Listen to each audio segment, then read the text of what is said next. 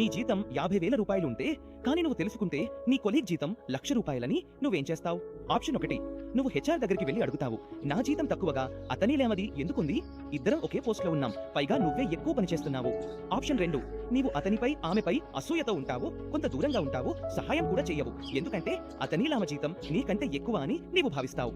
ఇంకో ఆప్షన్ 3, నువ్వు job switch చేయాలని ప్లాన్ చేస్తావు, రిజైన్ కూడా వేసేస్తావు. నీకు సమాధానం చెప్పడానికి 10 సెకండ్లు మాత్రమే ఉన్నాయి. అది కూడా కాదు. ఏంటి ఇలా కూర్చుని తేడా గురించి మాట్లాడుతూ కూర్చుంటావా?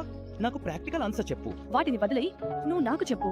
నీకు నీ కొలీగ్ జీతం ఎలా తెలిసింది? తెలిసింది, లేదా అతను చెప్పాడు, లేదా నేను అడిగాను. నువ్వే అడిగావా లేదా అతనే చెప్పాడా?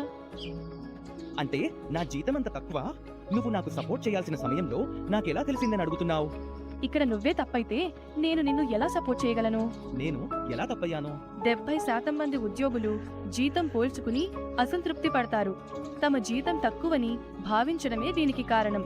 ఇలాంటి వాళ్ళు తామున్న పరిస్థితికి బాధపడుతూ ఎప్పుడూ పక్కవాడి జీవితం బాగుందని అనుకుంటూ ఉంటారు. అంటే నేను పోలిక చేయడం మానేయాలా? అలా కాదు, పోలిక చెయ్యు, కానీ సరైన విధంగా చేయాలి. కేవలం జీతం కాదు, ఇంటర్వ్యూలో ఎంత నెగోషియేట్ చేశాడు, ఏ కంపెనీ నుంచి మారాడు, అతని మునుపటి నగరం ఏమిటి అన్నది తెలుసుకో. మరియు హైరింగ్ సమయంలో కంపెనీకి అతని అవసరం ఎంతగా ఉంది. ఆఫీసులో ఇలా గాసిప్ చేయడం వల్ల నువ్వే నష్టపోతావు. నీకు నీ కొలీగ్ జీతం ఎక్కువగా ఉందని అనిపిస్తే నీకు అన్యాయంగా అనిపిస్తుంది. దానివల్ల నీవు నిరాశగా, ఉత్సాహం లేకుండా పనితీరు తగ్గిపోయినట్టు ఫీల్ అవుతావు. నా జీతం ఎక్కువైతే నీకు ప్రమోషన్ వచ్చి మెరుగ్గా అనిపించవచ్చు, కానీ పరిస్థితులు ఎప్పుడైనా మారచ్చు.